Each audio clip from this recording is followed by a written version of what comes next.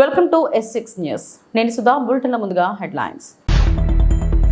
ప్రధాని మోదీకి మాస్కో ఘన స్వాగతం. భజనలు నృత్యాలతో రష్యన్ భక్తుల కోలాహలం.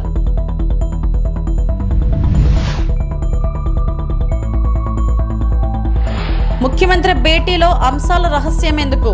అంబటి రాంబాబు ధ్వజం. 2 రోజుల పర్యటన నిమిత్తం ప్రధానమంత్రి నరేంద్ర మోడీ రష్యా చేరుకున్నారు.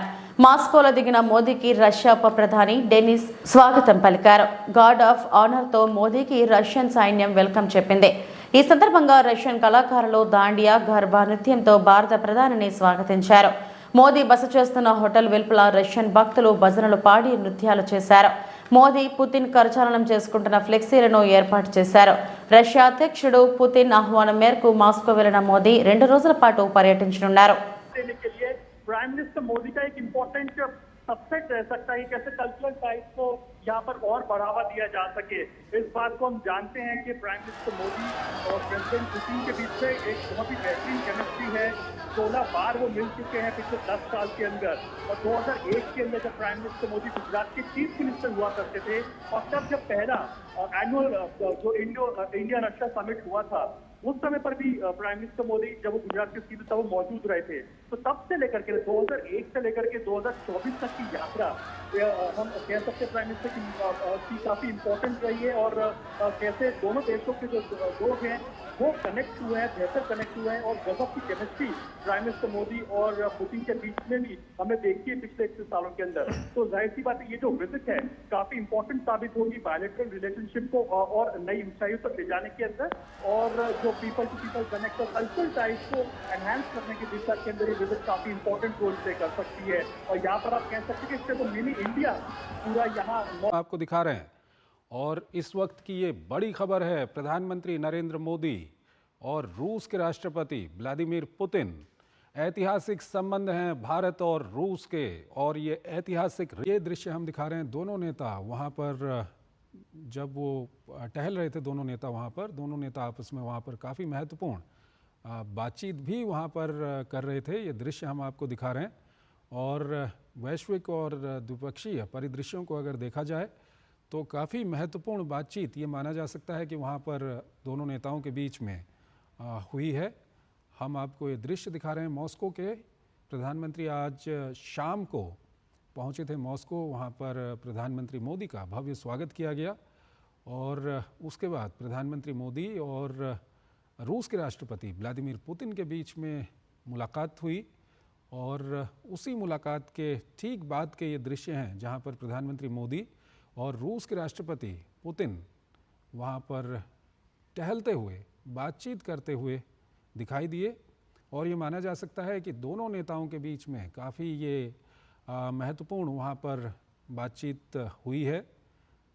और दोनों देशों के बीच में वार्षिक शिखर सम्मेलन जो मंगलवार को होना है, जिसमें प्रतिनिधिमंडल स्तर की बातचीत होगी, उससे पहले रूस के राष्ट्रपति व्लादिमीर पुतिन की ओर से एक रात्रि भोज प्रधानमंत्री मोदी के सम्मान में वहाँ पर रखा गया था। उसके ठीक पहले दोनों नेताओं के बीच में मुलाकात हुई। और उसी वक्त की ये दृश्य हम आपको दिखा रहे हैं। ఏపీ తెలంగాణ ముఖ్యమంత్రులు చంద్రబాబు నాయుడు రేవంత్ రెడ్డి మధ్య జరిగిన చర్చల వివరాలను బహిర్గతం చేయాలని మాజీ మంత్రి అంబటి రాంబాబు డిమాండ్ చేశారు. సీఎంల భేటీ అంత రహస్యం ఎందుకని ప్రశ్నించారు. 7 మండలాలను తిరిగి తెలంగాణకు ఇవ్వాలన్న ప్రతిపాదనలతో పాటు తిరుమల ఆదాయంలో పోర్టుల్లో కృష్ణా జలాల్లో వాటా కావాలంటూ తెలంగాణ ప్రభుత్వం అడిగిందని మీడియాలో వార్తలు వస్తే వాటిపై చంద్రబాబు స్పందించకపోవడంపై అందరికీ అనుమానాలు కలుగుతున్నాయన్నారు. చంద్రబాబు మరోసారి ఏపీకి తీరని అన్యాయం చేసేందుకు సిద్ధమయ్యారని అంబటి ధ్వజమెత్తారు. తాడేపల్లిలోని వైఎస్ఆర్ కాంగ్రెస్ పార్టీ కేంద్ర కార్యాలయంలో అంబటి సోమవారం మీడియాతో మాట్లాడారు. తెలంగాణ ప్రభుత్వం అడిగిందని పత్రికలో వస్తుంది, మీడియాలో వస్తుంది. ఒక పత్రిక అయితే నమ్మశక్యం కాకపోవచ్చు. అన్ని పత్రికల్లోనూ, టోటల్గా అన్ని మీడియాలోనూ మాకు వాటా కావాలి అని తెలంగాణ ప్రభుత్వం అడిగింది. ఒకటి. రెండవది, తిరుమల తిరుపతి దేవస్థానం బోర్డులో వాటా కావాలి అడిగింది. బోర్డులో అంటే మెంబర్లు వేయడానికి. సరే, దట్ ఇస్ పొలిటికల్ డెసిషన్. ఆదాయంలో కూడా 48% కావాలి. మీరు 52 తీసుకోండి, మాకు 48 ఇవ్వండి అని అడిగింది అనేటువంటి మాట. అంతేకాదు మనకు పోర్ట్స్ ఉన్నాయి కదా ఈ తీర ప్రాంతంలో, ఈ అన్ని పోర్ట్స్లోనూ వాటా కావాలని అడిగింది అని. మరొకటి కృష్ణా జిల్లాల్లో కూడా మాకు అన్యాయం జరిగింది, మాకు వాటా కావాలి అని అడిగిందని. ఈ 4 కూడా చాలా విపరీతమైన ప్రచారం జరిగాయి. దానితో పాటు అతి కీలకమైంది పోలవరం ప్రాజెక్ట్ నిర్మాణానికి విభజన చట్టంలో పెట్టినటువంటి 7 మండలాల్ని విభజన చట్టం ప్రకారం మన రాష్ట్రానికి కలిపేశారు. ఆ 7 మండలాల్ని వెనక్కి ఇచ్చేయమన్నారంట. ఇచ్చేయమన్నారు వాళ్ళ కోరికలు. చిత్రం ఏంటంటే ఒక పత్రికలో హిందూ, మీ అందరికీ తెలుసు, దీనిలో ఇవాళ వచ్చింది ఏంటంటే Naidu Revanth agrees to transfer 5 panchayats to TG. ఇది నాయుడు అంత రేవంత్ ఇద్దరు కలిసి సమావేశంలో 5 గ్రామాలను తిరిగి తెలంగాణకు ఇవ్వడానికి అంగీకరించారు చంద్రబాబు నాయుడు గారు. What is this? దీని సమాధానం చెప్పగలరా? వార్తలు ఈ విధంగా పుంఖాలుగా వస్తున్నప్పుడు మీరు ఏమీ మాట్లాడకపోగా, ముఖ్యమంత్రులు ఇద్దరు మాట్లాడకపోగా, ముఖ్యమంత్రుల తరపున అక్కడ డిప్యూటీ సీఎం, మన మంత్రులు, వారి మంత్రులు కలిసి ఉమ్మడి సమావేశం ఏర్పాటు చేసి పత్రికా సమావేశం, దానిలో మీడియా మిత్రులు ఏమండి ఇగో ఇవన్నీ వచ్చినాయి ఏంటి అని అడిగితే సమాధానం చెప్పకుండా తప్పుకెళ్లారంటే నిజం అనుకోవాలా అబద్ధం అనుకోవాలా? సమాధానం చెప్పకోకుండా తప్పుకు వెళ్లిపోయారు అంటే వాళ్ళు అడిగిన మాట నిజము అని ఒప్పుకోవాలి. ఈ 5 గ్రామాలు ఇవ్వడానికి అంగీకరించాడు అని ఒప్పుకోవాలి. లేదంటే తీర ప్రాంతంలో వాటా ఇవ్వడానికి చంద్రబాబు నాయుడు గారు సుముఖతతో ఉన్నారు అని అనుకోవాలి. మౌనం. అలాగే కృష్ణా జిల్లాలో వాటా ఇవ్వడానికి కూడా సుముఖంగా ఉన్నారనుకోవాలి. టీటీడీలో కూడా వాటా ఇవ్వడానికి సుముఖంగా ఉన్నారని అనుకోవాల్సి వస్తుంది మాట్లాడకపోతే. ఇంకో మాట అన్నాడు, 2 కళ్ళు నాకు అన్నాడు. అంతే. తెలంగాణ ఆంధ్ర 2 నా కళ్ళు. నేను ఆంధ్రప్రదేశ్కి ముఖ్యమంత్రి అయినప్పటికీ కూడా 2 నాకు 2 కళ్ళు లాంటివి అన్నాడు. అంటే సమానంగా చూసుకుంటానేగా. ఏంటిది నాకు అర్థం కాల. ఆ సందర్భం ఏమిటి? కోర్స్ మీ తెలంగాణలో మీ పార్టీ ఉండొచ్చు, దాన్ని మళ్ళీ బతికించుకోవడం కోసమో, దాన్ని మళ్ళా రివైవ్ చేసుకోవడం కోసమో మీరు తెలంగాణ కోరేటటువంటి అసంబద్ధమైన కోరికలకు అంగీకరిస్తారా? అంగీకరించరా? అంగీకరిస్తారు, అంగీకరించో చెప్పాలి కదా. చెప్పుకోకుండా తెలంగాణ వెళ్ళి తెలంగాణ భవన్లో, తెలంగాణలో వారి తెలుగుదేశం పార్టీ భవన్లో నాకు 2 కళ్ళు, తెలంగాణలో ఉన్నటువంటి తెలుగుదేశం కార్యకర్తలకు కూడా నేను మేలు చేస్తాను అనేటువంటి మాటలు మీరు మాట్లాడుతున్నారు అంటే ఈ జరిగినటువంటి విషయాలన్నీ కూడా నిజమే కదా అనేటువంటి భావన కలుగుతుంది. నిజమో కాదో మాకు తెలియదు. అసలు రహస్యం ఏంటంటే నాకు అర్థం కాలేదు. 2 రాష్ట్రాల ముఖ్యమంత్రులు విభజన చట్టంలో ఉన్నటువంటి అంశాల మీద చర్చించుకోవడం రహస్యమల అవుతుంది. బహిరంగం కావాలి కదా. మీరేం ప్రత్యక్ష ప్రసారం ఇవ్వాల్సిన అవసరం లేదు. ఇది జరిగింది అని రేవంత్ రెడ్డి గారో, ఇది జరిగింది అని చంద్రబాబు నాయుడు గారో పాయింట్ టు పాయింట్ చెప్పాలి కదా. మీరు చర్చలు జరిగాయి, చర్చలు జరిగితే ఇది అడిగారు మేము ఇస్తామన్నాము, ఇది అడిగారు మేము వద్దన్నాము అని చెప్పాలి కదా. ఉచిత ఇసుక ముసుగులో ప్రజలకు టీడీపీ కుచ్చుటోపి. నర్సీపట్నంలో టన్నుకి 1225 రూపాయలు వసూలు చేస్తున్న టీడీపీ నాయకులు. వైఎస్ఆర్సీపీ హయాంలో స్టాక్ పాయింట్ వద్ద 1,00,000 టన్నుల ఇసుక స్టోరేజ్ ఉంటే ఇప్పుడు అందులో 60,000 టన్నులు మాయం. కోట్లాది రూపాయల ఇసుకని టీడీపీ నాయకులు దోచేస్తున్నారన్న నర్సీపట్నం మాజీ ఎమ్మెల్యే పెట్ల ఉమాశంకర్ గణేష్. రాష్ట్ర వ్యాప్తంగా ఇసుక ఇస్తున్నామని చెప్పి ఉచితంగా అని చెప్పి చెప్పడం జరిగింది. ఈ రోజు మా నర్సీపట్నం సంబంధించి స్టాక్ పాయింట్ దగ్గర చాలా మంది వెళ్ళారు రైతులందరూ కూడా ఇసుక కొనాలని చెప్పి. అయితే అక్కడ ఉన్న బోర్డు చూస్తే ఒకసారి అక్కడ ఉన్న బోర్డు ఒకటి ఉంది, ఒక బోర్డు పెట్టారు. అక్కడ ఏమన్నారంటే అక్కడ నూతన ఉచిత ఇసుక విధానము 2024 అని చెప్పి అక్కడ పెట్టడం జరిగింది. పెట్టిన తర్వాత చూస్తే అలా కింద చూస్తే నర్సీపట్నం గబ్బాడికి సంబంధించి ఇసుక డిపో దగ్గర ఏముందంటే ఉదయం 6 గంటల నుంచి సాయంత్రం 6 గంటల వరకు ఇస్తామని చెప్పి అన్నారు. కింద చూస్తే డిపో వద్ద ఇసుక టన్నుకు 1,225 రూపాయలు అన్నారు. మాకు అర్థం కావట్లేదు. ఉచితంగా ఇసుక అని చెప్పి ఒక 4 నెలల నుంచి కూడా ఎన్నికల ప్రచారంలో చేస్తున్న సందర్భంగా ఈ రోజు రైతులందరూ కూడా ఉచితంగా ఇసుక ఇస్తారని చెప్పంటే ఇక్కడ రేట్ పెట్టారు 1,225 రూపాయలు ఒక టన్నుకి. అంటే ఒక లారీ, ఒక ట్రాక్టర్ తీసుకుంటే 5 టన్నులకు సుమారుగా తీసుకుంటే మరి అక్కడ అది కాకుండా అర్థంగా ట్రాన్స్పోర్ట్ కాకుండానే టన్నుకి 1225 రూపాయలు. నేనేమన్నానంటే ఉచితంగా ఇక్కడ నూతన ఉచిత ఇసుక అన్నారు కనుక ఉచితంగా బ్యానర్ పెట్టినప్పుడు ఇక్కడ 1225 రూపాయలు ఎందుకు పెట్టాలి అని అడుగుతున్నా. అంటే ఉచితంగా ఇసుక ఇచ్చినప్పుడు ఇది తీయద్దు, ఇది తీసేయండి, 1220 తీసి ఉచితంగా ఇవ్వండి.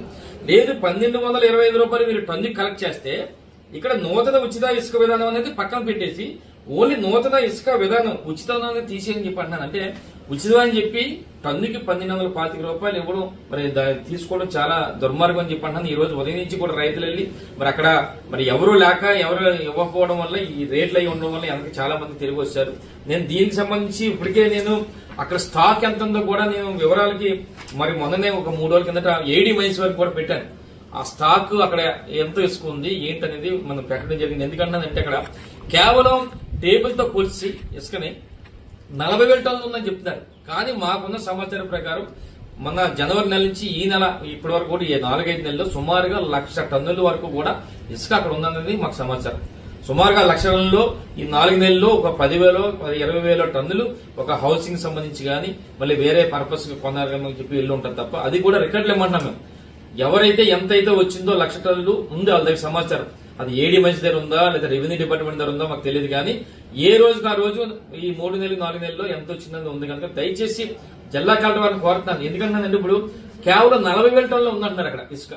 కానీ మా అంచనా ఏంటంటే 1,00,000 టన్నుల్లో సుమారుగా ఎట్టి బస్సులు కూడా 70,000 నుంచి 80,000 టన్నులు ఇసుక అక్కడ ఉంటుంది. అంటే వీళ్ళు చెప్పిన ప్రకారం 40,000 టన్నులు అమ్మితే ఇంకా 40,000 టన్నులు ఉంటుంది. అంటే 40,000 టన్నులు దోపిడీ చేయడానికి ఈ నర్సీపట్ల తెలుగుదేశం పార్టీ నాయకులు ప్రయత్నిస్తారు కనుక దయచేసి కలెక్టర్ గారిని కోరుతానమ్మా, మీరు వెంటనే ఏదైతే రికార్డులు ఉన్నాయో 4 నెలల నుంచి రికార్డులన్నీ కూడా తెప్పించండి. ఎంత వచ్చిందో ఏంటో చెప్పి మొత్తం అందరూ కూడా ప్రజలు చెప్పి ఎట్టి బస్సులు కూడా ఈ 40,000 టన్నులు సుమారుగా 5 కోట్ల విలువ చేసే ఇసుకని దోపిడీ కాకుండా మరి కాపాడి ఈ ప్రాంత ప్రజలకు ఉచితంగా ఇవ్వాలని చెప్పి మనస్ఫూర్తి కోరుకుంటూ మరొకసారి మరి ఏదైతే ఇది ఉందో మరి ఉచిత ఇసుక విధానం అనేది మరి మార్పు చేయాలి. ఇక్కడ ఉచితంగా తీసేయండి లేదా 1225 తీసేయాలని చెప్పి మీ ద్వారా తెలియపరచండి. బీఆర్ఎస్ నేతలు మీడియా సమావేశం నిర్వహించారు. కాంగ్రెస్ పార్టీ ఫిరాయింపులపై ఆగ్రహం వ్యక్తం చేశారు. బీఆర్ఎస్ నుంచి గెలిచిన ఎమ్మెల్యేలను కాంగ్రెస్ పార్టీలో చేర్చుకోవడాన్ని తప్పుపట్టారు.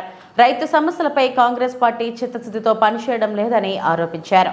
కరెంటు కష్టాలు, అప్పుల బాధలతో రైతులు ఆత్మహత్యలు చేసుకుంటున్నారని ఆరోపించారు. అధికారంలోకి రావడానికి మెగా డిఎస్సీ అని చెప్పిన కాంగ్రెస్ అధికారంలోకి వచ్చాక దగా డిఎస్సీ చేసిందని, డిఎస్సీ వాయిదా వేయాలని నిరుద్యోగులు ఆందోళన చేస్తున్నా పట్టించుకోవడం లేదని ఆగ్రహం వ్యక్తం చేశారు. బీఆర్ఎస్ తరపున ఎన్నికై కాంగ్రెస్ లోకి వెళ్లిన ఎమ్మెల్యేలు దానం నాగేందర్, కడియం శ్రీహరి, తెల్లం వెంకట్రావులతో పాటుగా ఎమ్మెల్సీలపై అనర్హత వేటు వేయాలంటూ డిమాండ్ చేశారు. ఈ అంశంపై చట్టసభలతో పాటుగా కోర్టులో సైతం పోరాడతామని బీఆర్ఎస్ నేతలు వెల్లడించారు. 6 నెలల కాలంలోనే ప్రభుత్వంపై తీవ్ర వ్యతిరేకత ఎదురైందని విమర్శించారు. श्याम कुमार जी को डिस्क्वालीफाई किया गया और उनको पद से हटाया गया। और हाल ही में जो एक किस्सा हुआ हिमाचल प्रदेश में, जब अभिषेक मनु सिंघवी जी कांग्रेस के राज्यसभा के उम्मीदवार थे तो वहां के 6 लेजिस्लेटर कांग्रेस के बीजेपी को वोट दे दिए और राज्यसभा वाली इलेक्शन में उसके खिलाफ भी आज कांग्रेस हिमाचल में आज लड़ रही है। मैं इसलिए पूछना चाहता हूं, जब आपके साथ गोवा में इलेक्शन होता है तो आप शपथ दिलवाते हो आपके लेजिस्लेटर से कि आप दल बदलेंगे नहीं। जब आपके मणिपुर के एमएलए कांग्रेस वाले बीजेपी में शामिल हो जाते हैं आप सुप्रीम कोर्ट जाते हो, लड़ते हो और उसके खिलाफ ऑर्डर लाते हो। जब कर्नाटक में आपके चीफ मिनिस्टर स्वयं कहते हैं कि 50 करोड़ की खरीदारी हो रही है आज एमएलएस की, कांग्रेस वाली एमएलएस की बीजेपी के जरिए, तो उस बारे में भी आज राहुल गांधी उसको सपोर्ट करते हैं। और हिमाचल में भी हम जो देखते हैं उसके बारे में भी आज लड़ाई चल रही है।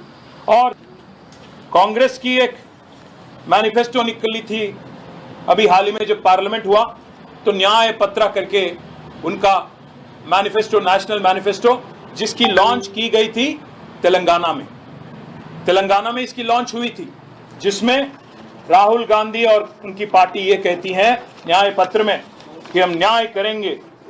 This is the exact thing I am reading out.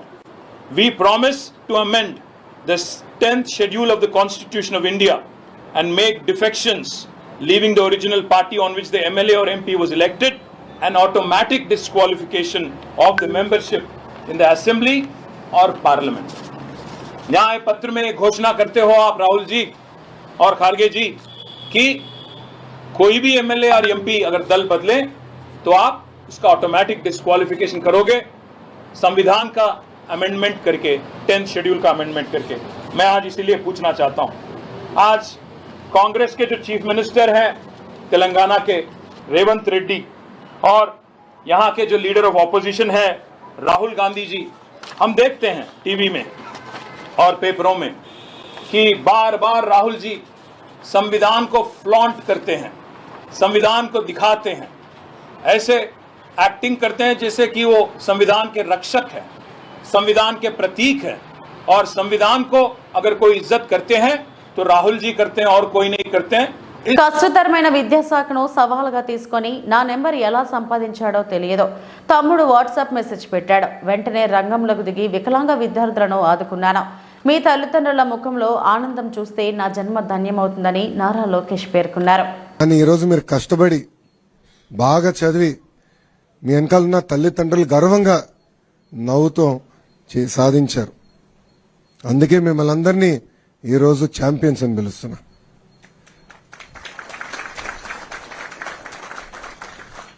నాకు ఛాలెంజ్ అంటే బాగా ఇష్టం. బాబు గారు అంటే చంద్రబాబు నాయుడు గారు గౌరవ ముఖ్యమంత్రి వర్యులు నేను ప్రత్యక్ష రాజకీయాలు పోటీ చేయాలనుకున్నప్పుడు ఈజీ కాన్స్టిట్యున్సీస్ ఉన్నాయి, ఈ నియోజకవర్గాలకు వెళ్ళి నాకు ఈజీ అవుతుంది నీకు ఈజీ అవుతుంది అని చెప్పారు. నేను తీసుకోవాలా. ఎప్పుడు గెలవని నియోజకవర్గం నాకు ఇవ్వండి, పోటీ చేస్తా, గెలుచుకుని వస్తానని చెప్పాను. ఆనాడు ఓడిపోయా. 2019లో నేను ఓడిపోయా.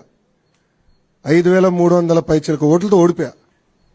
కానీ ఓడిపోయిన రోజు దగ్గర నుంచి మన ఎన్నికలయ్యే వరకు అంటే 5 సంవత్సరాలు అక్కడనే కష్టపడ్డా, అక్కడనే పోరాడా, ఒక ఛాలెంజ్ తీసుకుని ఎట్టి పరిస్థితుల్లో మళ్ళీ గెలవాలి అన్న లక్ష్యంతో పనిచేశా. నేను విద్యాశాఖ మంత్రి అవుతున్నానని న్యూస్లో వచ్చినప్పుడు ఎంతో మంది నాకు ఫోన్ చేశారు. ఎందుకు సార్ అంత కాంప్లికేటెడ్ శాఖ, ఐటీ ఇండస్ట్రీస్ ఎన్ని ఈజీగా ఉంటాయి, మీరు అదే తీసుకోండి, ఇది మీకు కష్టమైన పని అని చెప్పారు. కానీ నేను ఒప్పుకోలా.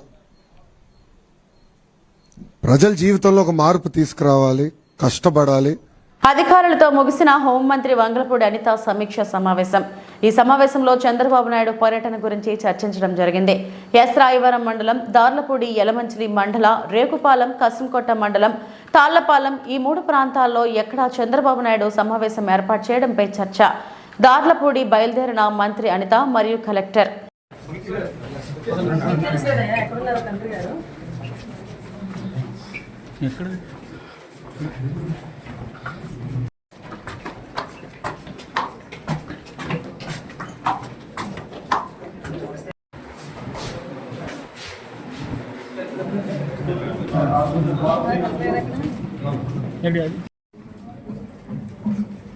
అందరికీ నమస్కారం. జడ్జింగ్ మీటింగే కదా, నైట్ చెప్పేసరికి అందరూ గబగబా రావాల్సి వచ్చింది.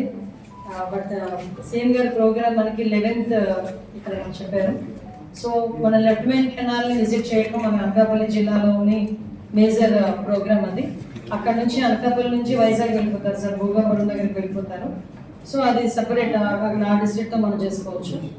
ఈ విషయం ఏంటంటే ఇక్కడ మిమ్మల్ని ఎందుకంటే ఇమీడియట్గా ఆర్ఎండ్బి డిపార్ట్మెంట్ వాళ్ళని, ఇరిగేషన్ డిపార్ట్మెంట్ వాళ్ళని, సేమ్ టైం రెవెన్యూ డిపార్ట్మెంట్ వాళ్ళని కొంచెం రమ్మని చెప్పడానికి గల కారణం ఏంటంటే ఇప్పుడు ఇమీడియట్గా మనం ప్లేసెస్ ఐడెంటిఫై చేసుకోవాలి.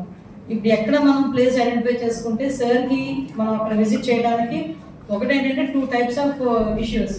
ఒకటి ఇష్యూ బేస్డ్ ఉంటుంది, ఇష్యూ బేస్డ్ చూపించాలి మనం. ఎందుకంటే పోలవరం ఎంతవరకు ఆగిపోయింది, ఇప్పుడు మళ్ళీ మన ఈ గవర్నమెంట్ వచ్చిన తర్వాత స్టార్ట్ చేయాలి. ఎక్కడ మనకి ప్రాబ్లమేటిక్ గా ఉంది అది సార్కి చూపించిన. కాకినాడ రూరల్ మండలం గైగలపాడు శ్రీ విష్ణు ఆలయం భూమిని కాజేయాలని చూసిన కుట్రదారులపై వెంటనే క్రిమినల్ చర్యలు చేపట్టాలని కాకినాడ కలెక్టరేట్ వివేకానంద హాల్లో గ్రీవెన్స్ కు శ్రీ విష్ణు దేవాలయం సంక్షేమ సేవా సంఘం సభ్యులు వినతి పత్రం అందజేశారు. తక్షణమే వారిపై ప్రభుత్వం స్పందించి చర్యలు తీసుకోవాలని కోరారు. ఆ నెంబర్లో కుందూరు సుబ్బారావు అనే దాత 30 సెంట్లు భూమి దూపదీప నైవేద్యాల కొరకు దానంగా ఇవ్వడం జరిగింది. అప్పటి నుంచి కూడా 3 తరాల నుంచి మా పెద్దలందరూ కూడా దాంట్లో పంట పండించుకుంటూ శిస్తు కూడా తీసుకోవడం జరుగుతుంది. అలాగే అప్పటి నుంచి కూడా పన్నులు కట్టడం జరిగింది.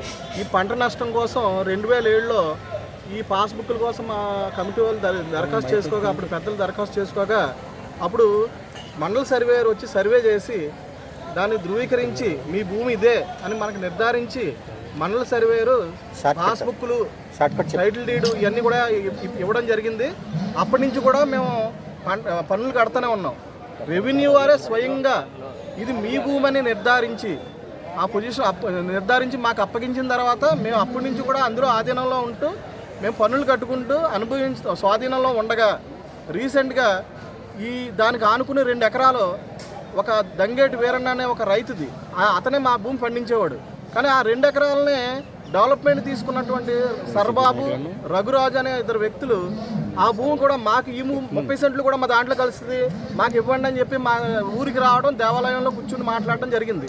కానీ మాకు ఇది కుందూరు సుబ్బారావు అనే దాత మాకు దానం చేశాడు. కానీ వాళ్ళు ఏం చేశారంటే కూలెప్పన్న అనే వ్యక్తి మీకు రాసినట్టు మీరు మాకు ఇచ్చినట్టు ఒక డాక్యుమెంట్ క్రియేట్ చేద్దామని చెప్పినప్పుడు మేము ఎప్పటి నుంచో 1930-40 నుంచి కూడా మేము ఈ కుందూరు సుబ్బారావు గారి పేరు మీద దాత అని చెప్పుకున్న వ్యక్తులు సడన్గా కూలెప్పన్న అని చెప్పాడు. మా పెద్దలు ఎవరో ఒప్పుకోలేదు. దీనికి ఒప్పుకోకపోవడంతో ఒప్పందం నుంచి తప్పుకుని వెనక్కి వెళ్ళిపోయారు. కానీ ఈ భూమిని ఎలాగైనా కాజేయాలనే ఉద్దేశంతో వాళ్ళు ఏం చేశారు, తప్పుడు డాక్యుమెంట్ ఇదిగోండి.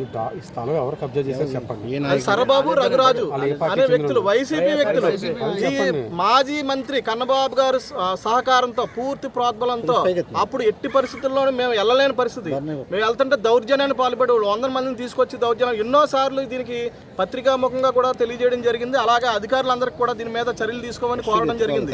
కానీ ఎవరు కూడా స్పందించలేదు. రీసెంట్గా అక్కడ ఎలక్షన్ కోడ్ 144 సెక్షన్ వచ్చినప్పుడు దాన్ని ఆసరాగా తీసుకుని అక్కడ మా స్థలంలో చుట్టూ ప్రహారీ కూడా కట్టడం జరిగింది. వెంటనే మేము కలెక్టర్ గారికి కూడా రిపోర్ట్ చేసాం. దాని మీద ఆయన స్పందించి వెంటనే దీన్ని 30 సెంట్లు నిర్ధారించి డివైడ్ చేయమని ఆర్డర్ వేసి సర్వే వారికి అప్పగించడం జరిగింది. వెంటనే సర్వే వాళ్ళు వచ్చి ఆ 30 సెంట్లు డివైడ్ చేసి ఆ భూమిలో కలెక్టర్ గారు ఆర్డర్ ఇచ్చే వరకు కూడా మీరు ఎవరు కూడా దాంట్లో ఎలాంటి కార్యక్రమాలు చేయొద్దని చెప్పారు. రీసెంట్గా 24/6/2024 ఇవ్వడం జరిగింది. ఇప్పుడు ఏంటంటే ఆ భూమి వాళ్ళ ఆధీనంలో ఉందని వాళ్ళు తప్పుడు డాక్యుమెంట్లు సృష్టించి కోరుకొండలో రిజిస్ట్రేషన్ చేయడం జరిగింది. ఇది మండల రెవెన్యూ అధికారి వారు ఇచ్చారు, విఆర్ఓ గారు ఇచ్చారని చెప్పేసి ఆధీన పత్రం ఇదేంటి కేవలం పొజిషన్ సర్టిఫికేట్తో కోరుకొండ రిజిస్ట్రేషన్లో, అది తోరంగ భూమి కానీ కోరుకొండలో సబ్ రిజిస్టర్ ఆఫీస్లో రిజిస్టర్ చేయించారు. కాబట్టి వీళ్ళు మొత్తం 3 ఫోర్జరీ డాక్యుమెంట్లు చేశారు. 1974లో కూలెప్పన్న అనే వ్యక్తి ఈ నడింపల్లి కిరణ్ కుమార్ వర్మ వాళ్ళ నాన్న రంగరాజు గారికి ఈ క్రయం పొందేనన్నట్టు ఒక ఫోర్జరీ డాక్యుమెంట్ ఒకటే.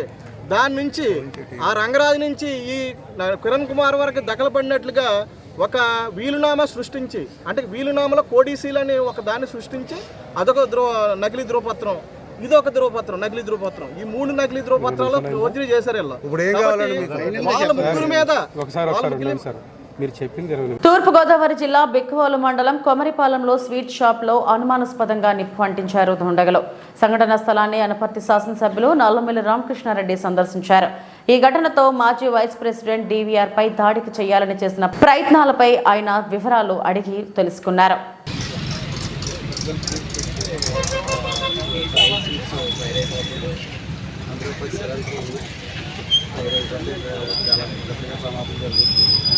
రావాలని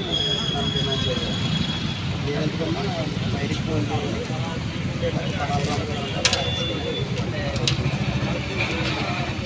సరిగ్గా వినకుండా చాలా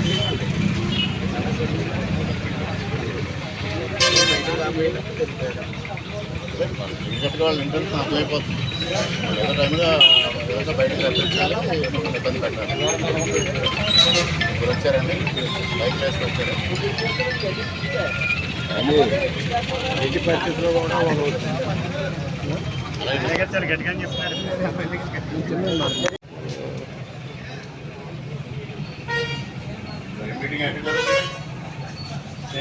మీటింగ్ అయితే ఎస్పీ గారి దగ్గర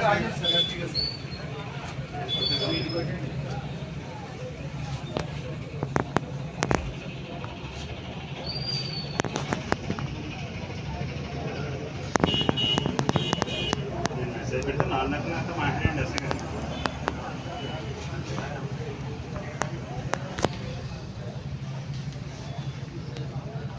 ఇందులో ఫైర్ అయ్యేది ఏం లేదండి. అట్లా రేకులు ఉన్నాయమ్మా, సిలిండర్స్ ఏం వాడతారు మీరు?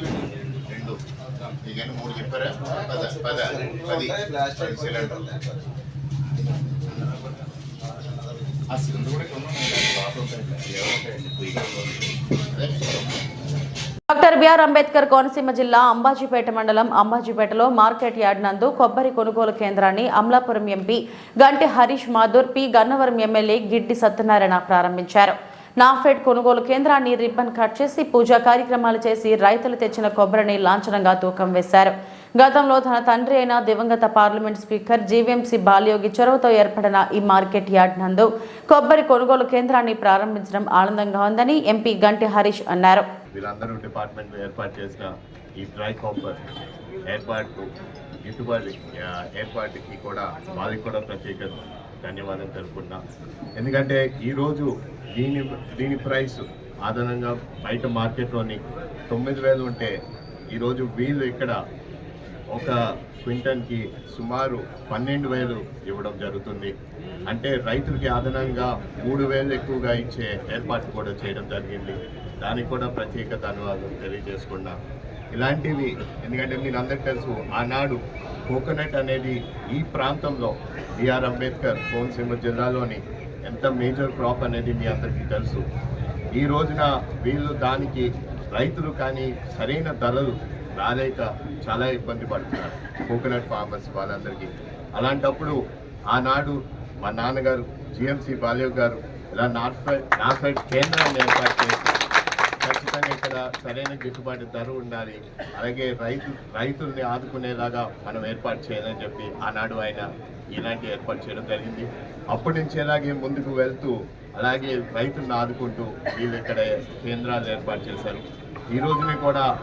ఈరోజు ఈ కోకోనట్ని పర్చేసింగ్కి కూడా 9,000 కన్నా 12,000 ఇస్తూ రైతులను ఆదుకోవడానికి కూడా వారికి మరొకసారి ధన్యవాదాలు తెలుపుకుంటూ ఇక్కడికి విచ్చేసిన ప్రతి ఒక్కరికి పేరు పేరున ధన్యవాదాలు తెలియజేసుకుంటూ ఈ వార్తలు ఇంతటితో సమాప్తం. మరిన్ని వార్తా విశేషాల కోసం చూస్తూనే ఉండండి. నమస్తే.